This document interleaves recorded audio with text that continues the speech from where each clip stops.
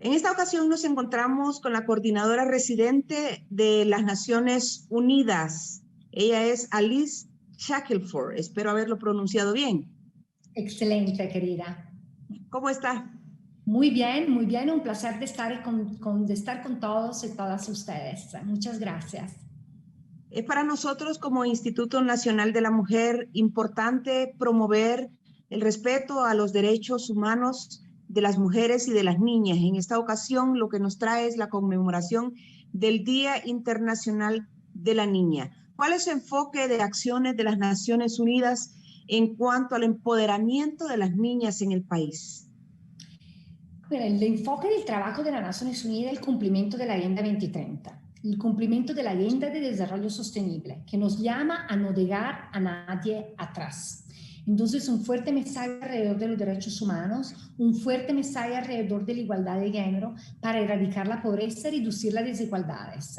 Entonces, el mensaje que llevamos hoy es que las niñas son críticas para la construcción del desarrollo sostenible de Honduras. Entonces tenemos que empoderar a la niña, tenemos que erradicar todas las discriminaciones, toda la violencia contra la niña para asegurar que ellas pueden ser agentes de cambio y actrices importantes en el desarrollo económico, social y ambiental de Honduras. ¿Qué futuro debemos aspirar para las niñas? Bueno, queremos aspirar a un futuro libre de violencia, libre de discriminación, un futuro donde la niña puede verdaderamente sentirse que pueden desarrollar lo que le gusta más y que no tiene que acatarse a ciertas normas culturales que le impone más de trabajar en ciertas áreas que en otras. Por ejemplo, tenemos una grande deficiencia de niñas y de mujeres que estudian en la ciencia, en la tecnología, en la matemática. Necesitamos entonces donar un espacio no solo libre de violencia y discriminación, un espacio donde la niña puede desarrollar su aptitud, su voluntad y seguir sus sueños en ese sentido, porque sus sueños van a ser los sueños del mundo de las próximas generaciones. ¿Qué tan importante es empoderar a las niñas para que puedan ellas mismas contribuir también para ser agentes de cambio? Bueno, como indicado, la Agenda 2030, el desarrollo sostenible, no se va logrando sin la participación de la niña y de los niños en general, de la niñez y de la adolescencia, pero en particular en la niña que muchas veces se quedan atrás, que muchas veces son discriminadas. Tienen un rol crítico para verdaderamente lograr los cambios culturales, aptitudinales, los cambios políticos también, que son necesarios para verdaderamente romper el patriarcado, para romper la norma discriminatoria contra mujeres y niñas y para que ellas puedan verdaderamente liderar una Honduras democrática, inclusiva y respetuosa de los derechos humanos.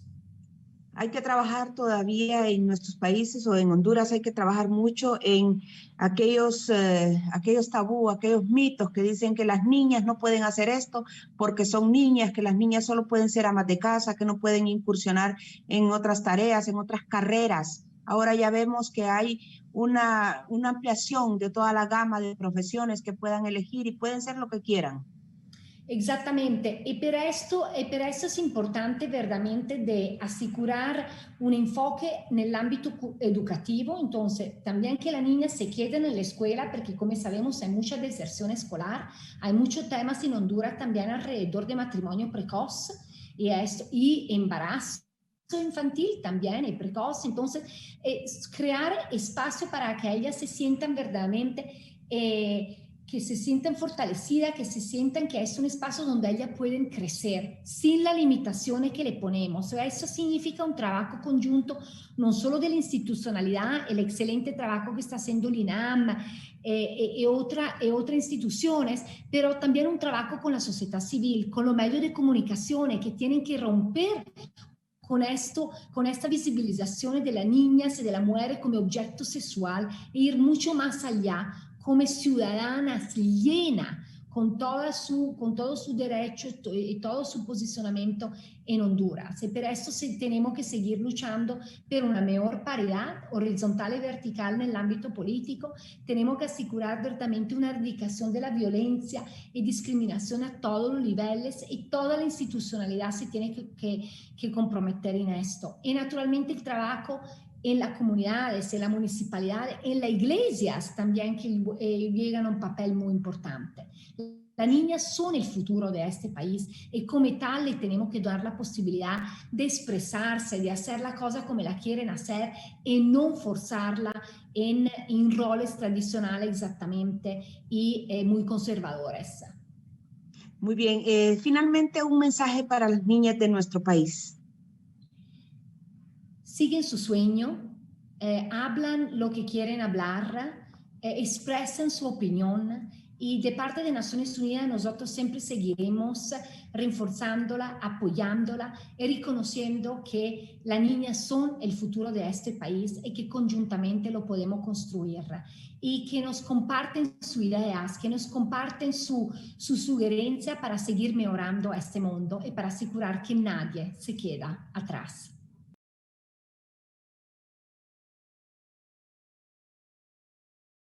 Es un placer para nosotros tenerla aquí en este espacio del Instituto Nacional de la Mujer. Hemos trabajado algunos productos con usted y es importante rescatar el trabajo en prevención del embarazo en adolescente, trabajo de salud sexual y reproductiva. Hoy que estamos conmemorando el Día Internacional de la Niña, ¿cómo se puede decir si han habido avances en cuanto al tema de prevención de embarazos en adolescentes? Pues le cuento, Mirna, fíjese que el capítulo de Trujillo hemos avanzado muchísimo a partir del trabajo que hicimos con ustedes.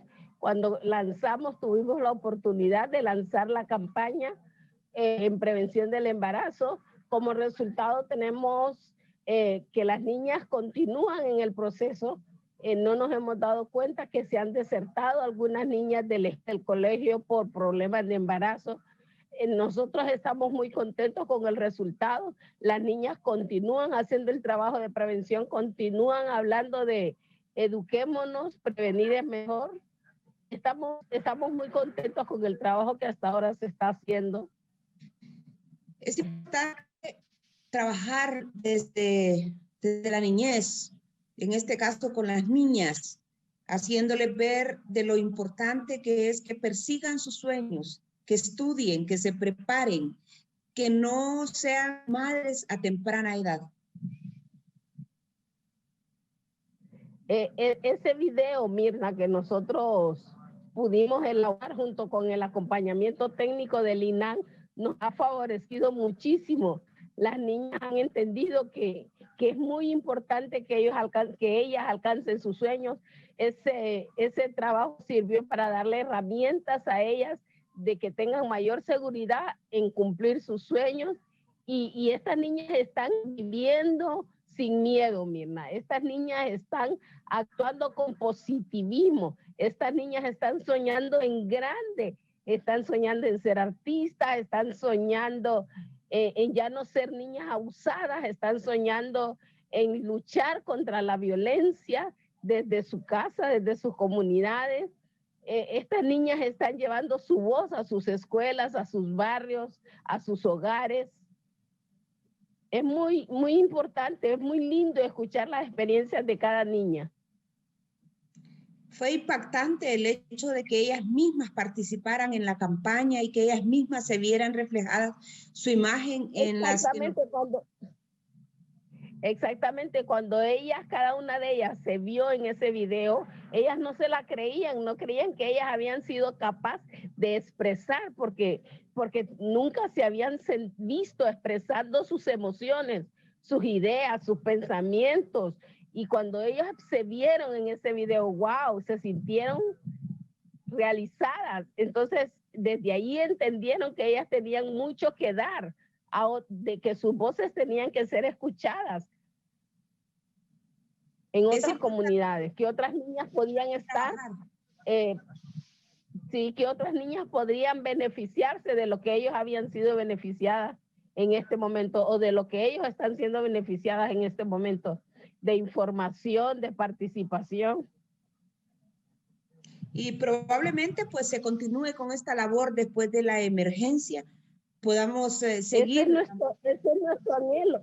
Nuestro anhelo es que continuemos haciendo el trabajo que estamos haciendo. Nuestro sueño es que el INAN, junto con el UNFA, continúe apoyando técnica y financieramente estas iniciativas desde las niñas, porque no es idea del INAN, no fue idea suya ni mía, ni del foro, fueron ideas de ellas mismas. O sea, este proceso nació de las ideas de las niñas, de sus necesidades. Así es. Nosotros solo las escuchamos y pusimos en el proceso.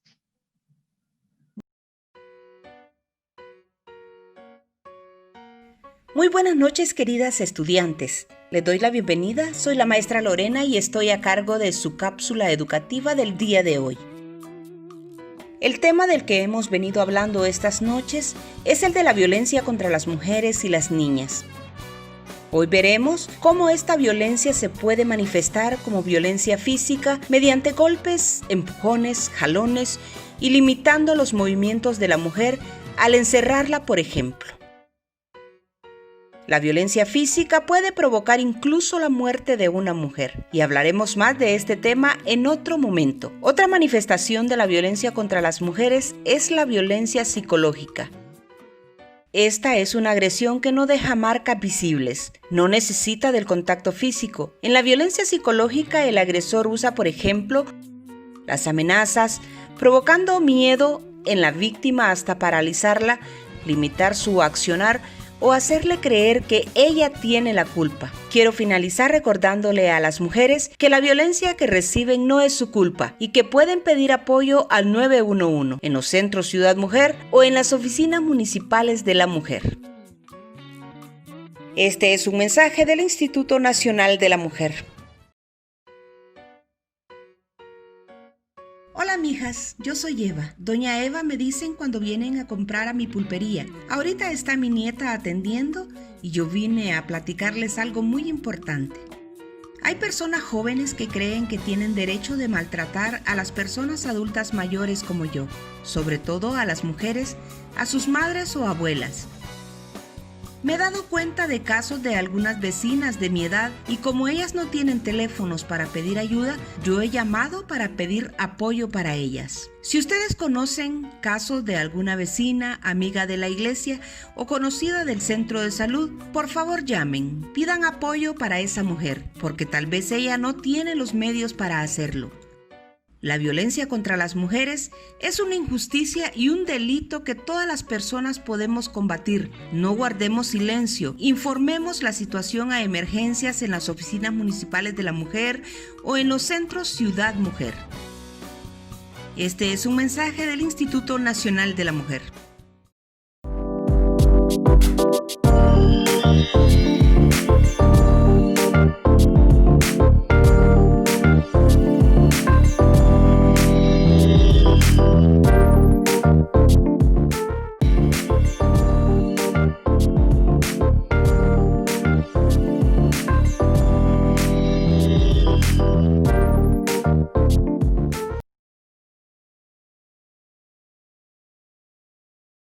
Hilda Rivera del Centro de Derechos de la Mujer. ¿Cómo está? Bienvenida a este espacio del Instituto Nacional de la Mujer y donde estamos promoviendo y reconociendo el Día Internacional de la Niña.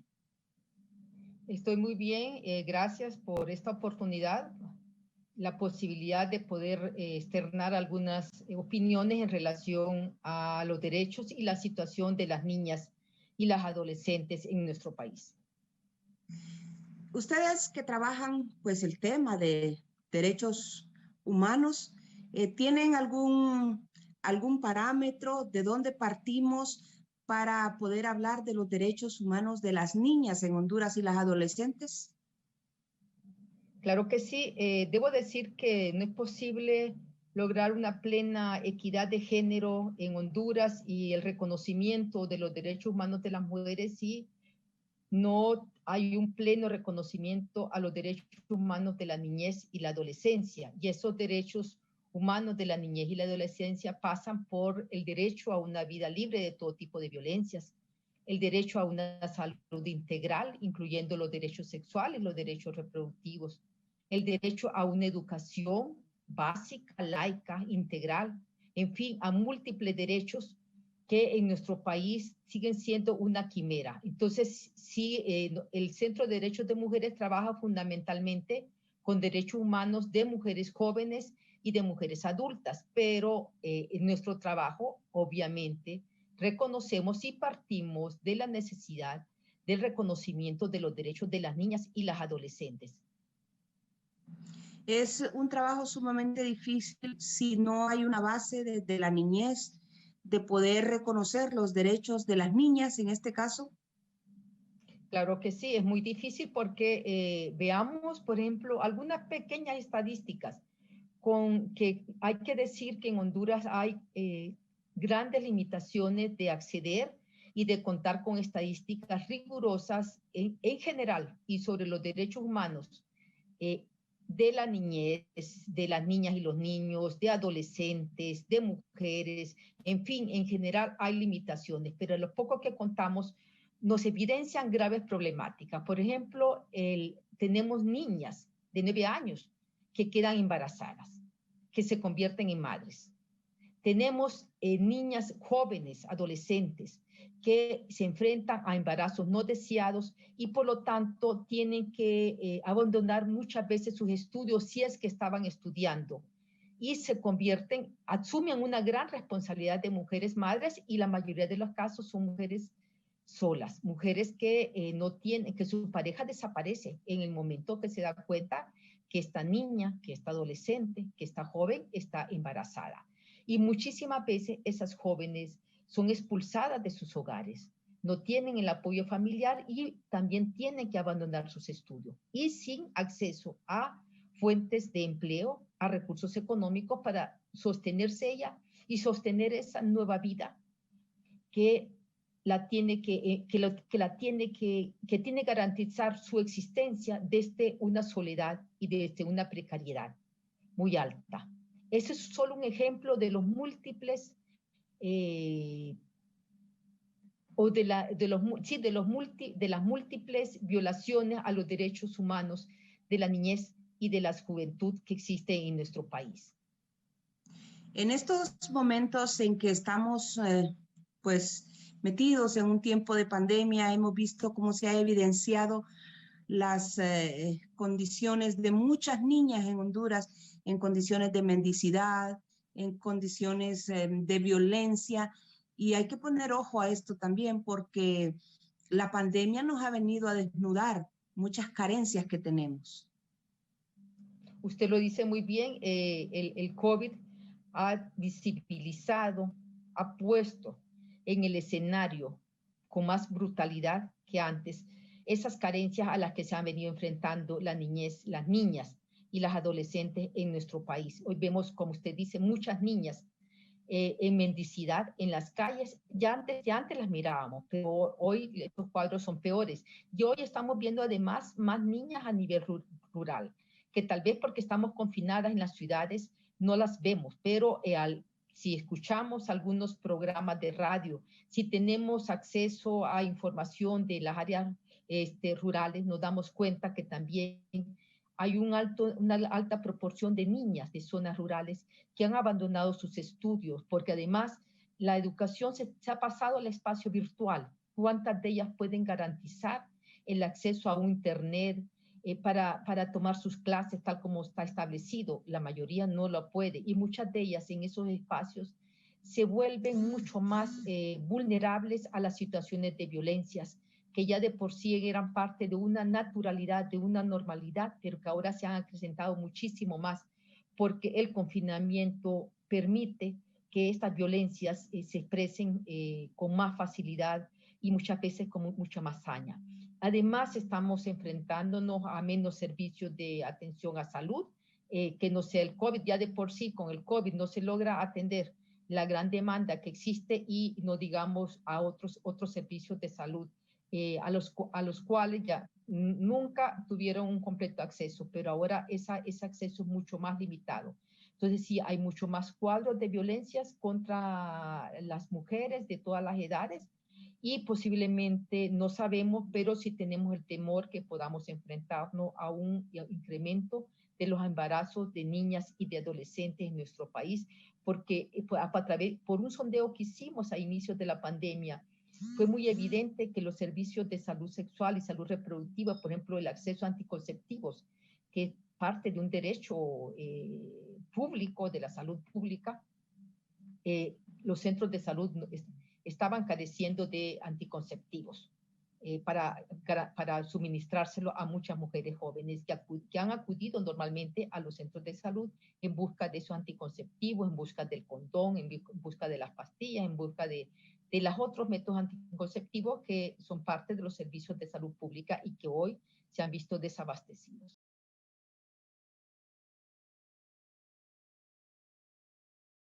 Sabemos que el trabajo que ustedes han desarrollado durante años en esa zona de Intibucá ha sido muy grande, un trabajo muy arduo que les ha valido el reconocimiento de muchas personas y muchas instituciones.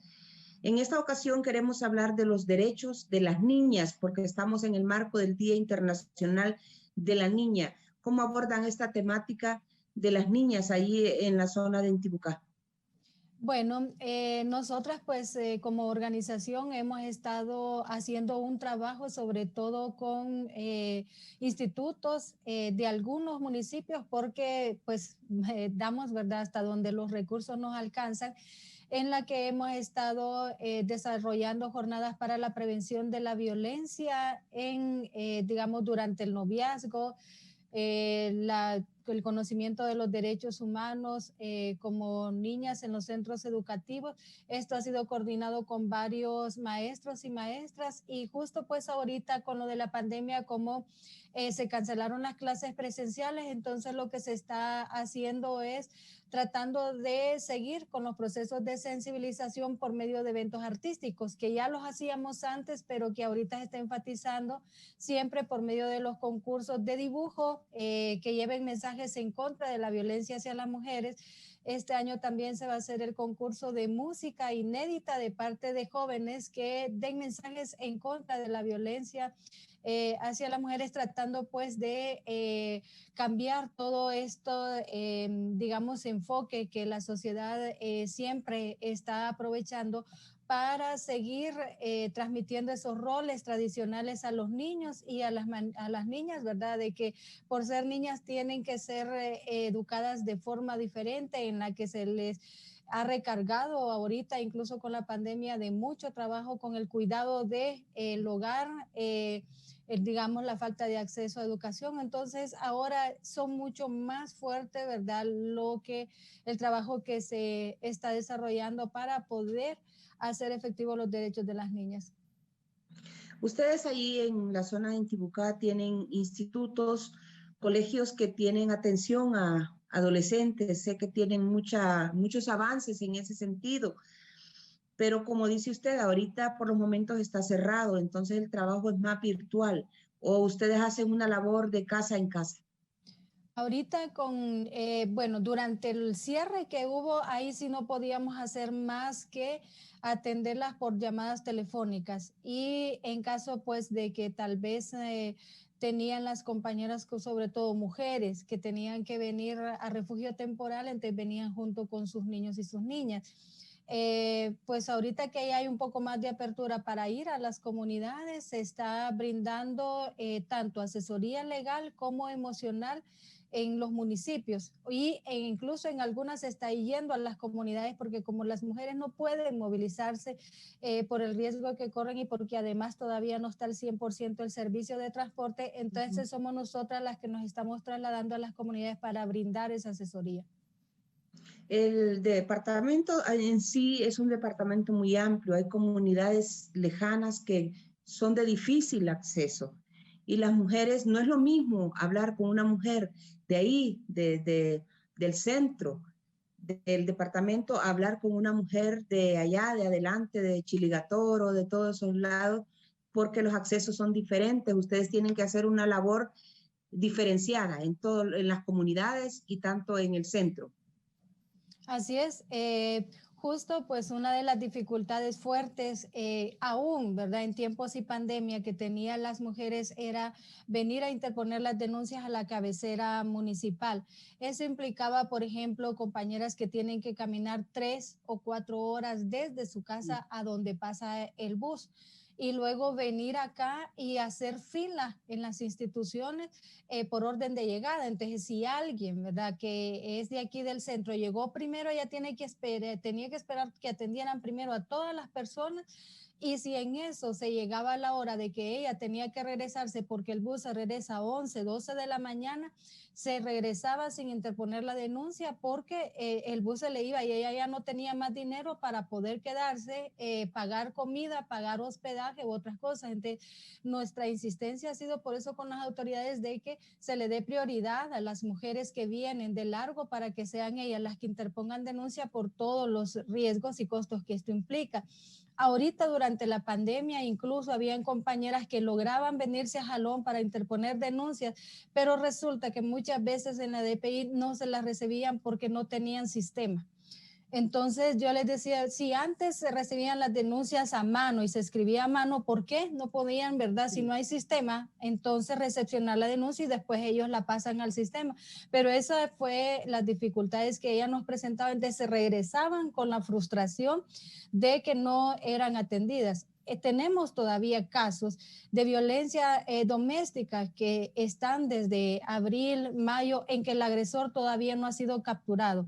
Y ellas después de la casa refugio, usted sabe que aún el refugio es como una prisión. O sea, ellas están acostumbradas a andar libres en el campo, trabajar allá, mientras que en un refugio por su seguridad ellas no pueden salir, no pueden estarse comunicando con sus familias. Entonces, ese encierro tampoco es muy como beneficioso. Entonces ellas prefieren regresar nuevamente a sus hogares, aunque siga el riesgo latente porque el agresor sigue libre.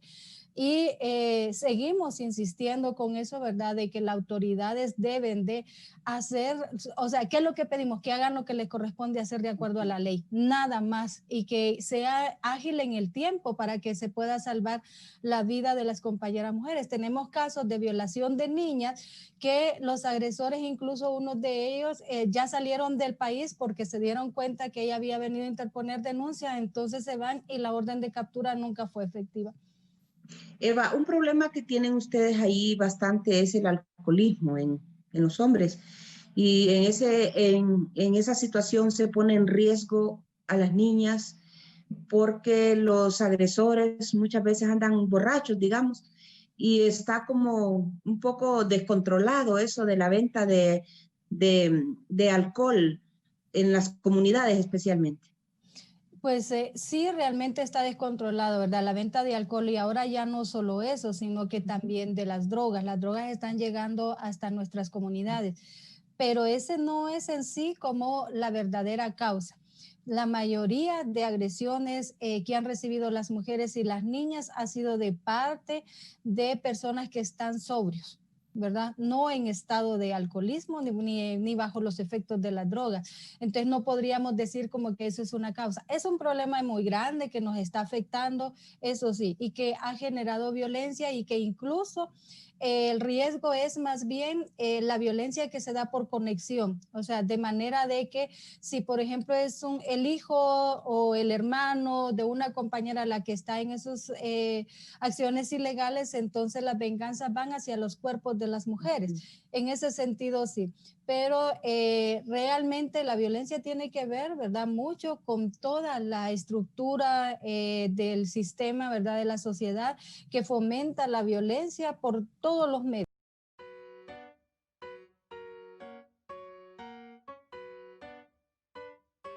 Al principio tenía mucha vergüenza de decir lo que me estaba pasando. No se lo dije a nadie. Y mientras más me quedaba callada, más pensaba que solo a mí me podía pasar algo así. Un día en un parque, escuché a una mujer que le contaba a otra su historia de sobrevivencia y entendí que no estaba sola. Fue entonces que decidí llamar a una amiga para contarle lo que me pasaba. Ella me animó a pedir apoyo en el 911. Así fui conociendo otros espacios de atención y protección para las mujeres y pude salir de la violencia. Hay luz al final del camino. Lo que les está pasando no es su culpa. No sientan pena de hablar para pedir apoyo. Este es un mensaje del Instituto Nacional de la Mujer.